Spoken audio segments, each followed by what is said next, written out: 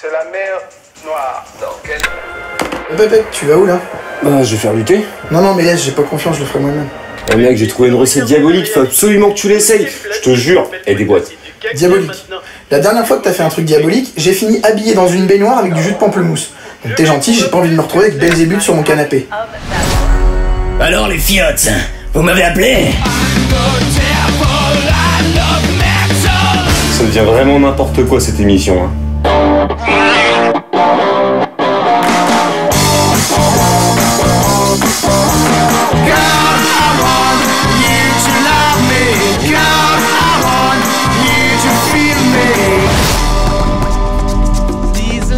Salut à tous et bienvenue dans ce nouveau numéro de Breakfast in Backstage.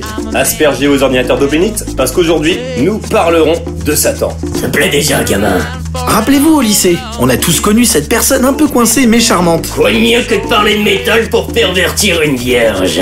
Effectivement, Lulu. Et là, miséricorde, en fait, elle aime le R&B et te sort. Non mais j'aime pas trop le rock, c'est un truc de sataniste. Vous vous dites que son Saint-Esprit étriqué lui fait dire des conneries. Mais en fait non, cette conne au joli minois avait en fait raison. Car oui, c'est à travers les textes impies du rock'n'roll que se diffuse mon hérétique parole.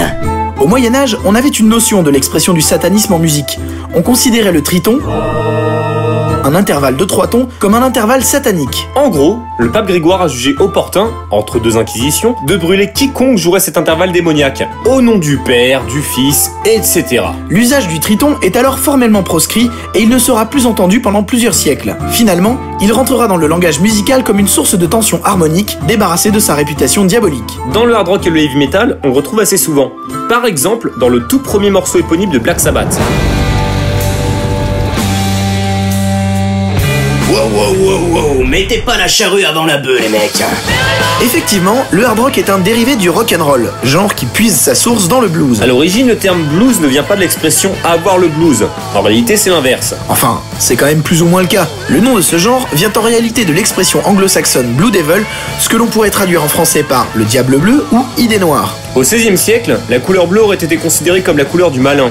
Il faudra attendre le XIXe siècle pour que le bleu soit associé à l'état de spleen. En gros, avoir le cafard. Et dire que ma couleur préférée c'est le rose princesse. Enfin bref, vous occultez complètement la partie où je suis un symbole contestataire pour les pourfendeurs du système. On y vient, Belzébuth, on y vient. On distingue essentiellement deux formes de satanisme. Dans un premier temps, il convient de s'attarder sur le premier, le plus notoire. Celui qui consiste à vénérer Lucifer, dont le nom signifie porteur de lumière en latin. Au Moyen-Âge, il était appelé sabbat et renvoyé à la sorcellerie. Il s'opposait alors à la doctrine officielle de l'Église, ce qui en faisait, en dehors de toute considération religieuse, un mouvement contestataire réprimé dans un bain de sang. Petit détour biblique. De tous les noms communément donnés au diable, Bélial, Belzébuth, Méphisto, Lucifer, Léviathan, Shaitan, Séphiros, Colonel Riel, seul celui de Satan apparaît dans l'Ancien Testament. Satan était au départ l'ange qui a mené la rébellion contre Dieu. Il fut déchu du ciel et devint alors le chef des démons. Ce qui est drôle, c'est que dans beaucoup d'œuvres contre-utopiques, les gentilles personnes qui combattent l'ignoble régime totalitaire sont condamnées à se cacher sous terre. Dans le jeu vidéo Deus Ex par exemple, il se terre dans les catacombes de Paris. C'est marrant, je croyais être sur une chaîne musicale. Patience, horrible tentateur.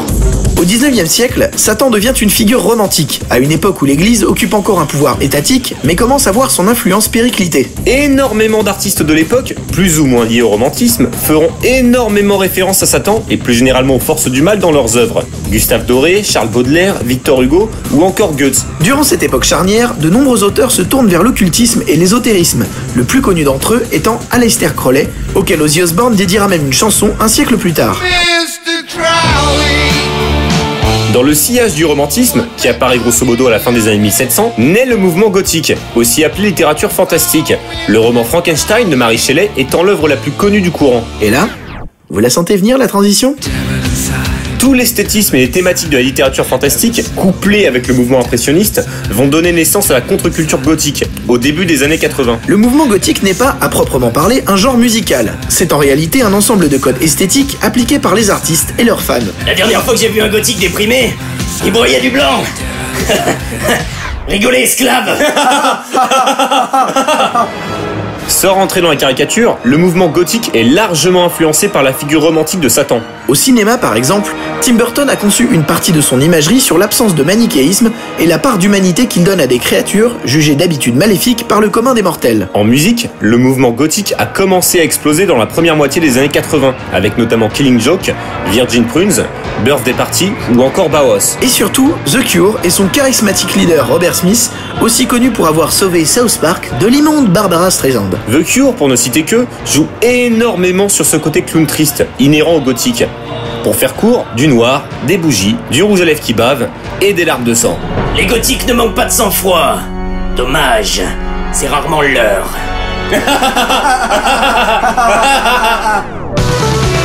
L'univers de The Cure a inspiré bon nombre d'artistes et de fans sur plusieurs générations et au-delà des frontières. Indochine, Placebo ou plus récemment The Horrors, l'une des perles de l'année 2009. Et bien évidemment, quand on parle de gothique, difficile de passer à côté de Marilyn Manson, à qui on a consacré le dernier numéro d'Il était une voix, et qui a largement relancé la mode dans les années 90.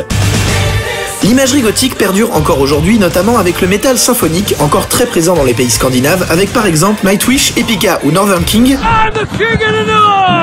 ou encore le néo-metal type Evanescence ou Korn. Le mouvement gothique n'a pas été le premier à animer l'esprit anticonformiste du XVIIIe siècle. Les prémices du genre apparaissent dès la fin des années 60 avec des groupes comme The Velvet Underground qui donnent à leur musique une couleur plus sombre. Et ça contraste pas mal avec l'atmosphère ambiante du Flower Power. Vous vous souvenez au début de la vidéo, on vous disait qu'il existait principalement deux formes de satanisme. Le premier théiste ou spirituel donc, et un second qui apparaît peu ou prou à cette époque. Anton LaVey rédige en 66 la Bible sataniste dont on pourrait résumer le propos en deux mots, aime-toi. Vous voyez finalement, je ne suis qu'amour.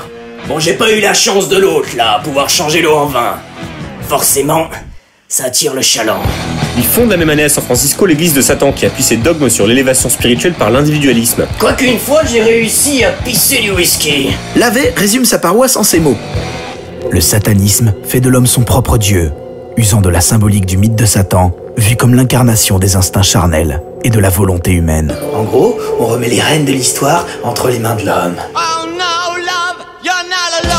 Il remet à l'ordre du jour la pensée nietzschéenne. Dieu est mort, le pont vers le surhomme, tralala. Eh bien, à propos de surhomme, on vous a parlé d'Aleister Crowley plus tôt dans la vidéo. Eh bien, parmi ses grands fans, on compte par exemple, excusez du peu, David Bowie ou Jimmy Page, deux figures emblématiques de deux genres majeurs des années 70, le glam rock et le hard. Justement, Bowie portait quasiment un culte à Crowley et le cite dans sa chanson Quicksand sur l'album Hunky Dory paru en 71. Et il va encore plus loin sur le même album avec la chanson Oh You Pretty Things, où il reprend les thèmes de Crowley en annonçant la fin de l'Homo sapiens et l'avènement de l'Homo supérieur. Non mais allô quoi. Bon, prophétie erronée, hein.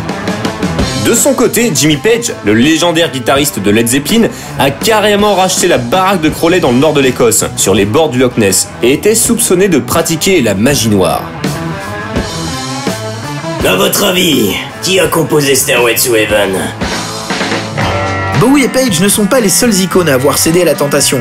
Plus tôt, John Lennon aurait déclaré en 62 « Je sais que les Beatles connaîtront le succès, car pour ce succès, j'ai vendu mon âme au diable. » Cette âme-là, elle m'a pas coûté bien cher. Même l'attaché de presse du groupe, Derek Taylor, se disait choqué par l'attitude antichrist des Beatles. Les deux genres musicaux majeurs sur lesquels vont s'appuyer le satanisme et l'imagerie gothique sont le glam rock et le métal. Le glam, quasiment inventé par T-Rex et son leader Mark Bolan, joue le plus souvent sur un look outrancier, du maquillage en veux-tu en voilà, l'ambiguïté sexuelle et l'androgynie. Bowie en est le plus célèbre représentant et jouait énormément sur cette dualité homme-femme, rappelant que la femme est l'objet de toutes les tentations. Un peu comme un... Le glam rock est également popularisé au début des années 70 par Alice Cooper, qui inventera une bonne partie des codes vestimentaires du gothique, comme quoi tout est lié. Durant la seconde moitié des 70s, les Américains de Kiss reprendront le flambeau. Faisant le pont entre le glam et le hard rock, la figure du démon est très présente dans ce groupe, avec le look du bassiste Gene Simmons, qui se veut le pendant démoniaque de l'angélique chanteur Paul Stanley. Côté hard, précisément, ce sont bien sûr les Britanniques de Black Sabbath qui inventent le heavy metal à la fin des années 60. Chez les Australiens d'ACDC, on commence gentiment en 75 avec des thèmes plutôt alcool, filles tough, pour finir sur Highway to Hell en 79, puis Hells Bells en 80. Mais enfin, on lâchera pas l'alcool et les filles pour autant. Concernant l'esprit heavy, eh bien, il est particulièrement ambivalent. Il joue à la fois sur la provocation, notamment religieuse, et sur des messages de paix et d'amour. Prenez au hasard Guns N' Roses. On retrouve dans leur discographie un titre comme Paradise City où Axl Rose et ses potes expliquent vouloir descendre au paradis pour y fumer de l'herbe et lever de la gazelle. Et à côté de ça, ils te pondent l'énorme Civil War, un morceau clairement pacifiste.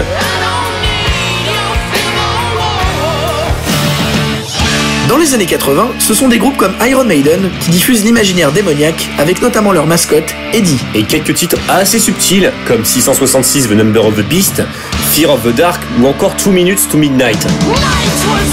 Le rock, genre contestataire au possible, ne pouvait décemment pas occulter la figure de Satan pour nourrir son imaginaire. Évidemment, l'église ne l'entend pas de cette oreille et verse rapidement son ire céleste sur le rock'n'roll. Et tu connaîtras pourquoi mon nom est l'Éternel, quand sur toi s'abattra la vengeance du Tout-Puissant.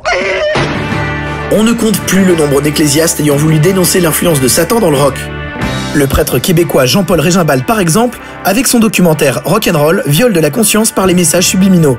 N'importe quoi. En 98, le père français Benoît Domergue poursuit cette très pénétrable voix et réalise une étude où il dénonce près de 600 groupes connus faisant référence au satanisme. Les groupes de rock ont donc souvent été accusés de glisser dans leurs morceaux des messages subliminaux ou des phrases compréhensibles lorsque l'on passe le disque à l'envers. Led Zeppelin appellerait à Satan dans Stairway to Heaven par exemple. C'est ridicule, je suis pas narcissique à ce point. L'exemple le plus célèbre Et le plus ridicule, concerne le groupe Judas Priest qui a été accusé en 90 d'avoir provoqué la mort de 2 adolescents, James Vance et Raymond Belknap. les deux jeunes américains, après avoir écouté Better By You, Better Than Me, se rendent dans la cour d'une église et se tirent une balle de fusil de chasse dans le menton. Raymond meurt sur le coup, mais son pote n'a pas eu la même chance et n'est mort d'overdose d'analgésique que 3 ans plus tard, la figure mutilée. Finalement, beaucoup de bruits passés subliminaux pour rien. Judas Priest sera acquitté à l'issue du procès, comme Ozzy Osbourne 10 ans auparavant dans une affaire similaire. Ce qu'il faut bien comprendre, et on conclura la vidéo là-dessus, c'est que le satanisme, dans les arts et dans le rock, n'a pas grand-chose à voir avec un véritable culte du démon ou une croyance religieuse. Satan y est plutôt vu comme une figure romantique, anticonformiste et contestataire. En gros, la rockstar biblique. Ah ouais, ça me va pas mal ça. Beaucoup de rockstars jouent sur la provoque dans une démarche idéologique, mais aussi, il faut bien le dire, commerciale. Et l'exemple de Marilyn Manson est, à ce titre, particulièrement parlant. N'ayant jamais officiellement pratiqué l'occultisme, pas plus qu'il n'a sodomisé son batteur sur scène. Mais enfin, quand on laisse courir une rumeur pareille, on sait d'ores et déjà que le prochain concert affichera complet. Il en va de même pour Alice Cooper, fervent chrétien, ou les Pink Floyd, qui n'ont en fait pas composé Icos pour le synchroniser avec 2001, l'Odyssée de l'espace. Bon, ok, ça n'a rien à voir, j'avais juste envie de le dire.